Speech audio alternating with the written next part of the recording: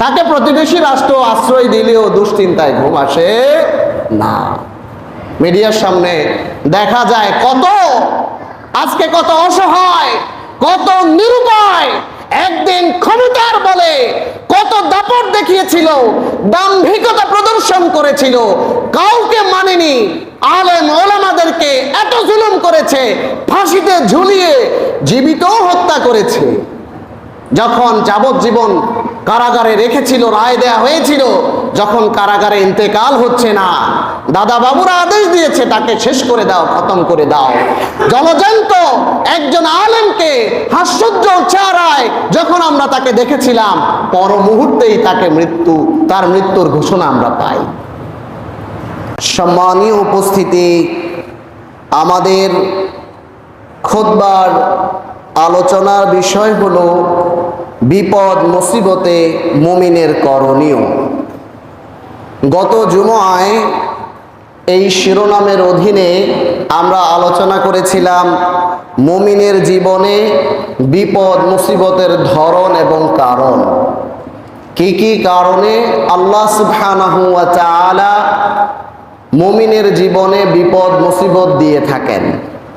এই কারণগুলো হলো, আল্লাহ তাআলা মাঝে মধ্যে মুমিনের জীবনে বিপদ মুসিবত দেন এই কারণে তাকে পরীক্ষা করার জন্য। দ্বিতীয়ত, বিপদ আপদ আল্লাহ তাআলা মুমিনের জীবনে এই কারণে দেন যাতে সে সঠিক পথে অবিচল থাকে, সঠিক পথে অটুট থাকে। এবং আল্লাহ তাআলা মুমিনের জীবনে বিপদ দেওয়ার তৃতীয় কারণ হলো, বিপদ মুসিবতের মাধ্যমে আল্লাহ তাআলা মুমিনদের মর্যাদা বৃদ্ধি করেন। চতুর্থ কারণ, বিপদ মুসিবত মুমিনের পাপ মোচন করে দেয়।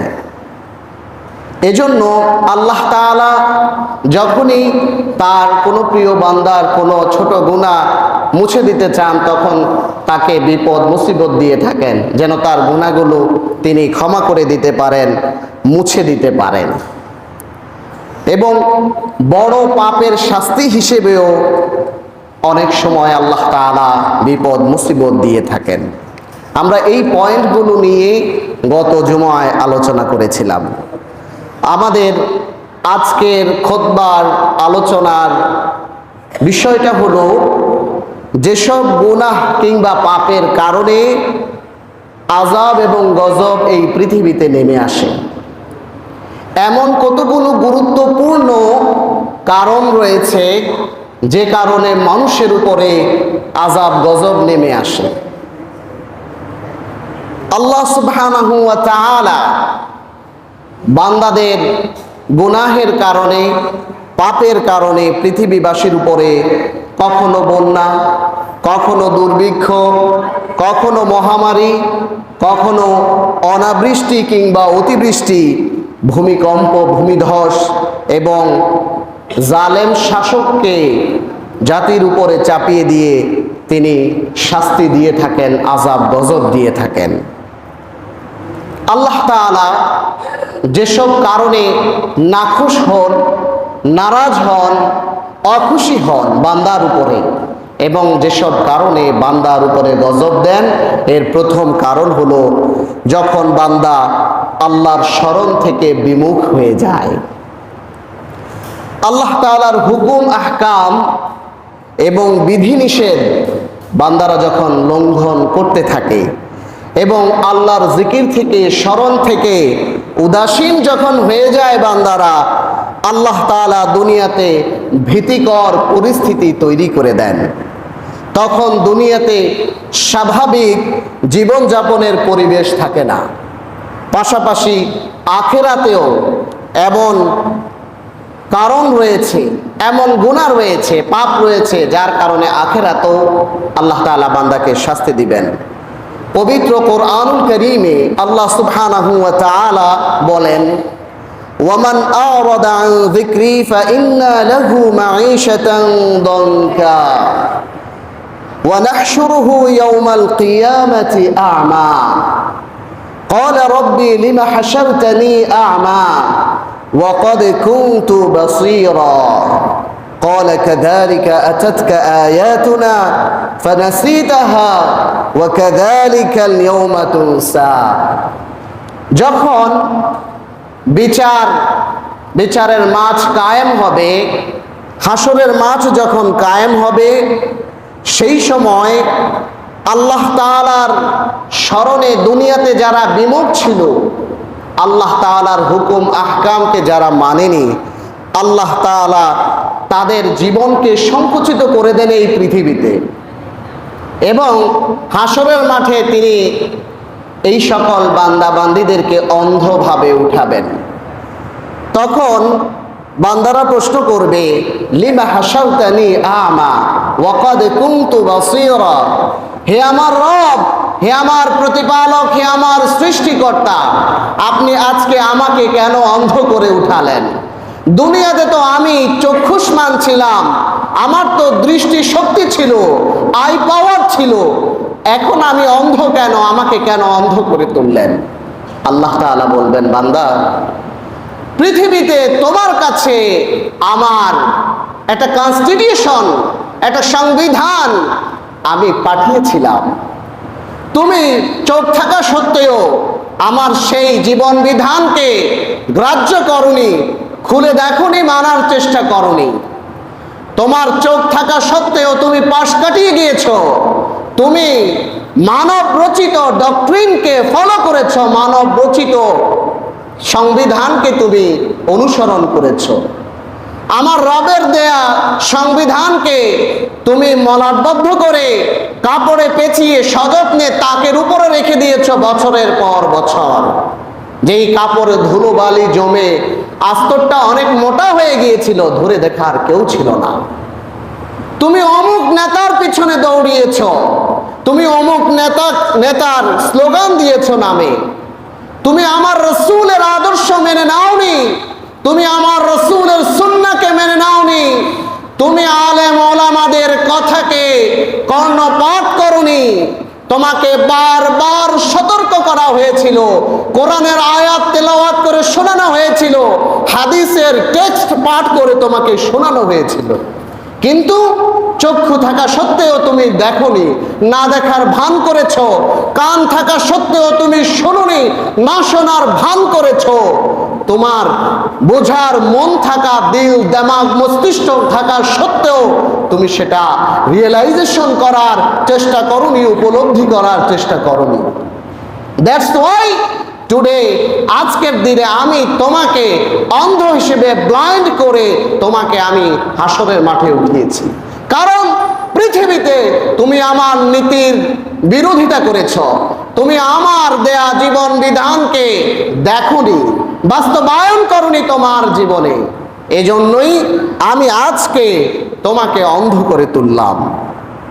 এরপর আল্লাহ তাআলা বলেন, কাযালিকা আতাতকা আয়াতুনা ফানাসিতাহা, এমনি ভাবেই তো তোমার কাছে আমার বিধান এসেছিল, আয়াতগুলো এসেছিল, তুমি ভুলে গিয়েছিলে, তুমি ভুলে গিয়েছ, তুমি ভুলে গিয়েছ। ওয়া কাযালিকাল ইয়াওমা তুনসা, দুনিয়ায় যেমনি ভাবে তুমি আমার নিয়ামত পেয়ে, আমার সব কিছু ভোগ করে আমার জীবন বিধানকে অগ্রাহ্য করেছ, আমাকে ভুলে গিয়েছ, ওয়া কাযালিকাল ইয়াওমা তুনসা, তেমনি ভাবে আমি আজকে তোমাকে ভুলে গেলাম। এজন্য এই পৃথিবীতে যারাই আল্লাহর বিধানকে অগ্রাহ্য করবে, আল্লাহর বিধানকে বৃদ্ধাঙ্গুলি দেখাবে, মাও সেতুংয়ের আদর্শ মেনে নিবে, লেনিনের আদর্শ মেনে নিবে, স্ট্যালিনের আদর্শ মেনে নিবে, কার্ল মার্কসের আদর্শ মেনে নিবে, অমুক নেতা তমুক নেতার আদর্শ মেনে নিবে, আল্লাহ তাআলা কিয়ামতের মাঠে তাদেরকে অন্ধ করে উঠাবেন। আল্লাহ বলবেন, আমাকে ভুলে তুমি অন্যদেরকে মেনে নিয়েছো, আমাকে তুমি ভুলে গিয়েছিলে, আমি তোমাকে এত কিছু দেওয়ার পরে, এত নিয়ামত দান করার পরে তুমি আমাকে ভুলে গিয়েছো, আজকে আমি তোমাকে ভুলে গেলাম। এজন্য আযাব এবং গজব, জীবন সংকীর্ণ সংকুচিত হওয়ার একটি অন্যতম কারণ হলো আল্লাহ তাআলাকে ভুলে যাওয়া। তার স্মরণ থেকে নিজেকে গাফেল করে রাখা, আল্লাহর বিধান থেকে নিজেকে দূরে সরিয়ে রাখা। এই আয়াতের ব্যাখ্যায় ইমাম কুরতুবী রাহিমাহুল্লাহ বলেন, যে কেউ আল্লাহর স্মরণ থেকে উদাসীন থাকে, জামানা তার উপরে জুলুম করে, তার রিজিকে ঘাটতি দেখা দেয়, তার জীবন হয়ে পড়ে সংকুচিত, তাকে প্রতিবেশী রাষ্ট্র আশ্রয় দিলেও দুশ্চিন্তায় ঘুম আসে না। মিডিয়ার সামনে দেখা যায় আজকে কত অসহায়, কত নিরুপায় একদিন ক্ষমতার বলে কত দাপট দেখিয়েছিল, দাম্ভিকতা প্রদর্শন করেছিল, কাউকে মানেনি, আলেম ওলামাদেরকে এত জুলুম করেছে, ফাঁসিতে ঝুলিয়ে জীবিত হত্যা করেছে। যখন যাবজ্জীবন কারাগারে রেখেছিল, রায় দেয়া হয়েছিল, যখন কারাগারে ইন্তেকাল হচ্ছে না, দাদা বাবুরা আদেশ দিয়েছে তাকে শেষ করে দাও, খতম করে দাও। জলজন্ত একজন আলেমকে হাস্যোজ্জ্বল চেহারায় যখন আমরা তাকে দেখেছিলাম, পর মুহূর্তেই তার মৃত্যুর ঘোষণা আমরা পাই। এজন্য জীবন কোণঠাসা এমনি এমনি হয় না। এই পৃথিবী প্রশস্ত হওয়া সত্ত্বেও আজকে কেন সংকীর্ণ হয়ে গেল? কিছু মানুষের জন্য। কারণ তারা আল্লাহর বিধানকে বৃদ্ধাঙ্গুলি দেখিয়েছে, আল্লাহর জিকির থেকে, স্মরণ থেকে তারা গাফেল ছিল, নিজেদেরকে তারা সুপার পাওয়ার মনে করেছিল যে আমরাই সর্বেসর্বা, আমরাই অলমাইটি, আমরাই সর্বশক্তিমান, আমাদের সামনে কেউ দাঁড়াবার নাই, আমাদেরকে বিনাশ করবে এমন কোন শক্তি নাই, এমনটা তাদের মনে এসে গিয়েছিল। আল্লাহ তাআলা যুগে যুগে যারাই এভাবে ক্ষমতার অপব্যবহার করেছে, নিজেদেরকে সুপার পাওয়ার ভেবেছিল, ফেরাউন, হামান, নমরুদদেরকে এভাবেই আল্লাহ তাআলা যুগে যুগে ধ্বংস করে দিয়ে ইতিহাস করে রেখেছেন মানব জাতির জন্য। এজন্য আমাদেরকে দুনিয়ার আযাব থেকে এবং আখিরাতের আযাব থেকে, দুনিয়ার গজব থেকে নিজেদেরকে বাঁচাতে হলে আমাদেরকে আল্লাহর স্মরণ থেকে, তার জীবন বিধান থেকে নিজেদেরকে দূরে রাখা যাবে না। আল্লাহর বিধান জীবনে বাস্তবায়ন করতে হবে, নবী রাসূলের তরিকা আমাদের জীবনে বাস্তবায়ন করতে হবে, সেই অনুযায়ী এই জীবনকে পরিচালিত করতে হবে। পৃথিবীতে আযাব এবং গজব নেমে আসার আরো একটি অন্যতম কারণ হলো অঙ্গীকার ভঙ্গ করা এবং ন্যায় বিচার না করা। যে সমাজে অঙ্গীকার রক্ষা করা হয় না, আদল ইনসাফ ন্যায় বিচার করা হয় না, এবং কোরআনিক শাসন ব্যবস্থা যে সমাজে থাকে না, বাস্তবায়ন হয় না, আল্লাহ তাআলা সেই সমাজ হোক কিংবা সেই পরিবার হোক কিংবা সেই রাষ্ট্র হোক, যেখানে আল্লাহর বিধান বাস্তবায়ন হয় না, সেখানে আল্লাহ তাআলা জালিম নিযুক্ত করে দেন। এটা আমাদের হাতের কামাই।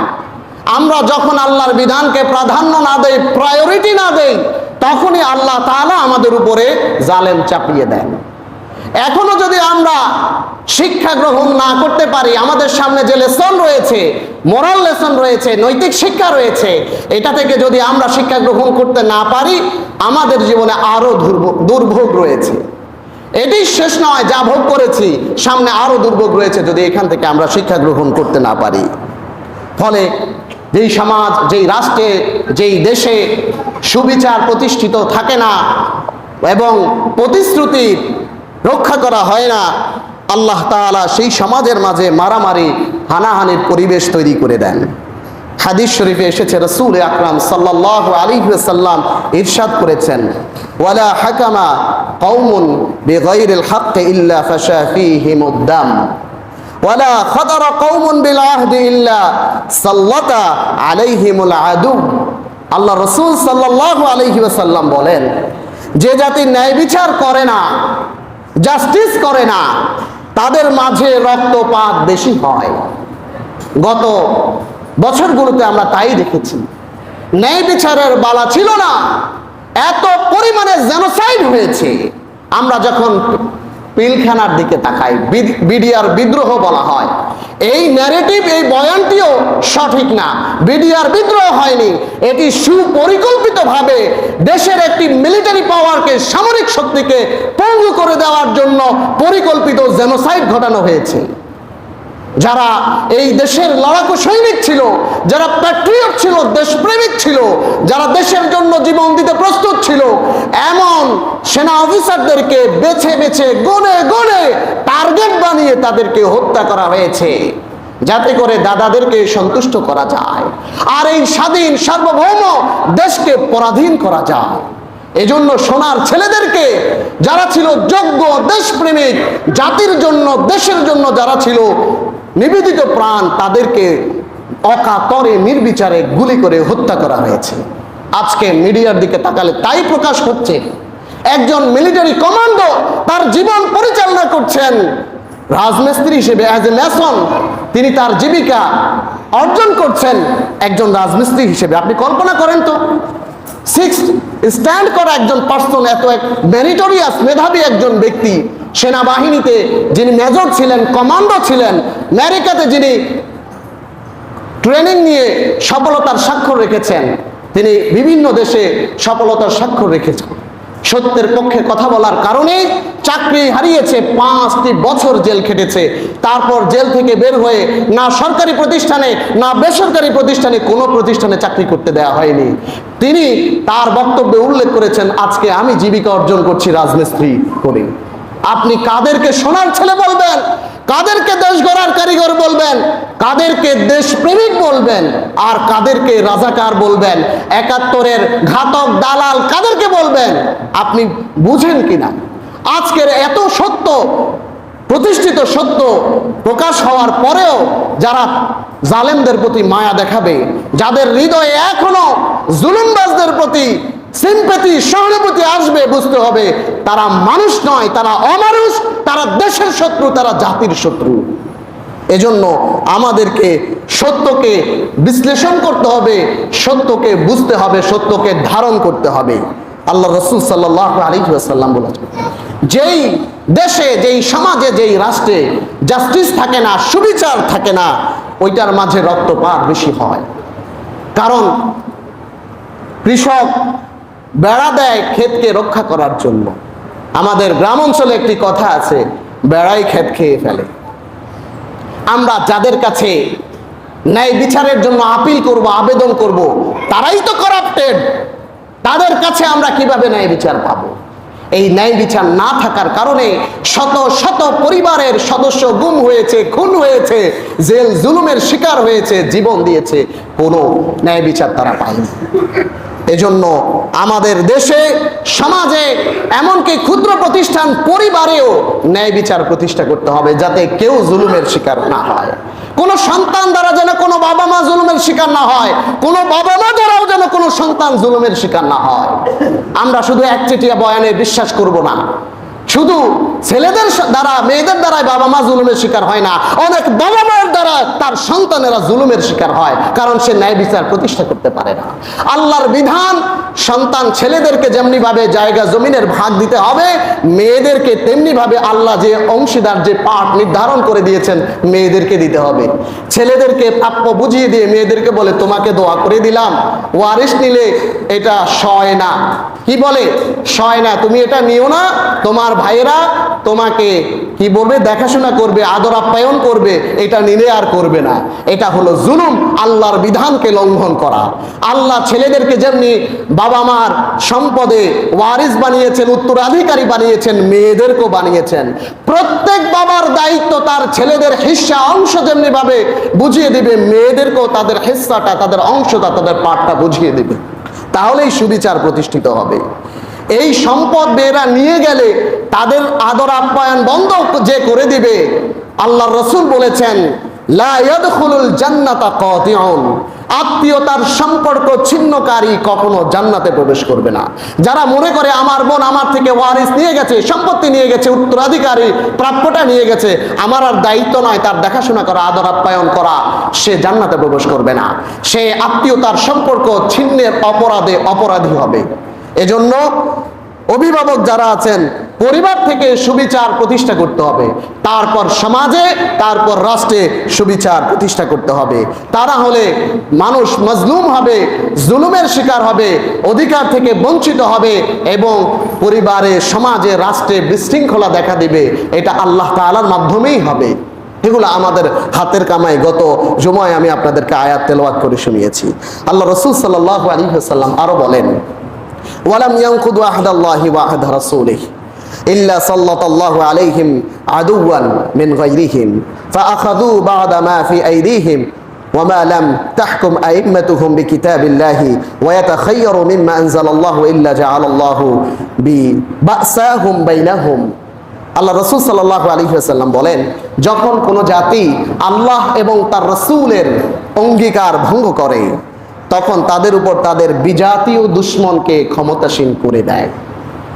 আমার স্বাধীন সার্বভৌমত্ব, ফেনী বিলোনিয়া, আমাদেরকে ভূরাজনীতি বুঝতে হবে। প্রত্যেকটা নাগরিককে দেশের মানচিত্র সম্পর্কে অ্যাওয়্যার হতে হবে, সচেতন হতে হবে, কনসাসনেস নিজের মধ্যে রাখতে হবে। আমার দেশের মানচিত্র কতটুকু, কোন জায়গায় কি আছে এবং কোন কোন জায়গা দিয়ে আমাদের অন্যান্য দেশের সাথে সীমান্ত রয়েছে। আমার সার্বভৌমত্ব নষ্ট হবে কি কারণে, কি চুক্তি করলে আমার জন্য লাভ হবে, কি চুক্তি করলে আমার জনগণের ক্ষতি হবে, আমার দেশ হুমকির মুখে পড়বে, সার্বভৌমত্ব স্বাধীনতা হুমকির মুখে পড়বে।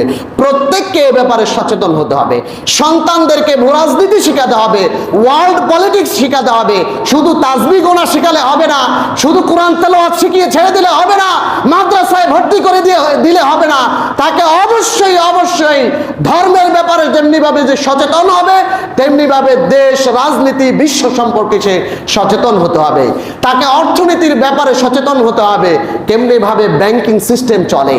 হুজুর একটা কথা বলে দিল, ফতোয়া দিয়ে দিল, আমি মেনে গেলাম ব্যাংকে টাকা রাখা হারাম, রাখা যাবে না, এটা সুদ। এটা বিচার বিশ্লেষণ করার শক্তি থাকতে হবে সচেতন নাগরিক হিসেবে। আসলে তিনি আবেগে ফতোয়া দিয়েছেন না কোরআন সুন্নাহর টেক্সট অনুযায়ী ফতোয়া দিয়েছেন। এই জন্য প্রত্যেককে সচেতন হতে হবে, পড়াশোনা করতে হবে। আপনি যে যে কর্ম করেন কিচ্ছু যায় আসে না, কর্ম যে কোনোটাই হতে পারে আর্নিং এর জন্য, উপার্জনের জন্য, কিন্তু দেশের নাগরিক হিসেবে সচেতন হতে হবে। আল্লাহ রাসূল সাল্লাল্লাহু আলাইহি ওয়াসাল্লামের যুগে প্রত্যেক সাহাবী সচেতন ছিলেন, প্রত্যেকেই মিলিটারি ট্রেনিং তাদের ছিল। আজকে আমাদের সেটা প্রয়োজন, এটা রাষ্ট্রীয়ভাবে করা অত্যন্ত জরুরি। প্রত্যেক যুবককে সামর্থ্য যারা রাখে, যাদের বয়স হয়েছে, সার্টেন এইজে যারা উপনীত হয়েছে, তাদেরকে মিলিটারি ট্রেনিং দেওয়া, যাতে করে পরাশক্তিগুলো আমাদের দিকে নজর না দিতে পারে। এজন্য আল্লাহ রাসূল সাল্লাল্লাহু আলাইহি ওয়াসাল্লাম বলেছেন, যারা আল্লাহ এবং আল্লাহ রাসূলের কৃত ওয়াদা ভঙ্গ করে আল্লাহ তাদের উপরে দুশমনকে ক্ষমতাসীন করে দেন এবং তাদের সহায় সম্পদ সব কিছু কেড়ে নেয়, আমাদেরকে শূন্য করে দিয়ে গেছে।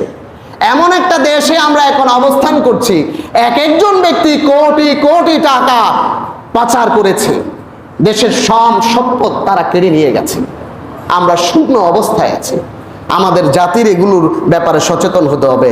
আল্লাহ রাসূল সেই কথাই বলেছেন, জাতির ধন সম্পদগুলো সব কিছু তারা কেড়ে নিয়ে যায়। যখন তোমাদের শাসকবর্গ আল্লাহর কিতাব মোতাবেক ফয়সালা করে না, বিচার করে না, তখন আল্লাহ তাআলার নাজিলকৃত বিধানকে যখন তারা গ্রহণ করে না, তখন আল্লাহ তাআলা পরস্পরের মাঝে যুদ্ধ বাজিয়ে দেন।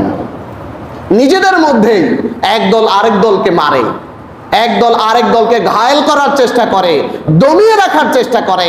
এক দল ক্ষমতায় আসলে আরেক দলের বাক স্বাধীনতা হরণ করে, কোনো কথাই বলতে দেয় না, মুভমেন্ট তো দূরের কথা, আওয়াজ তুলতেই দেয় না। আল্লাহ রাসূল বলেন, এটা এই কারণেই হয় যখন বান্দারা আল্লাহর বিধান, আল্লাহ রাসূলের অঙ্গীকারকে তারা ভুলে যায়, যখন শাসকরা আল্লাহর বিধান দিয়ে রাষ্ট্র পরিচালনা করে না, তখন নিজেদের মাঝেই যুদ্ধ, ফাইট শুরু হয়ে যায়, মারামারি, হানাহানি, রক্তারক্তি শুরু হয়ে যায়। এজন্য আমাদেরকে আল্লাহর বিধানকে আমাদের জীবনে বাস্তবায়ন করতে হবে।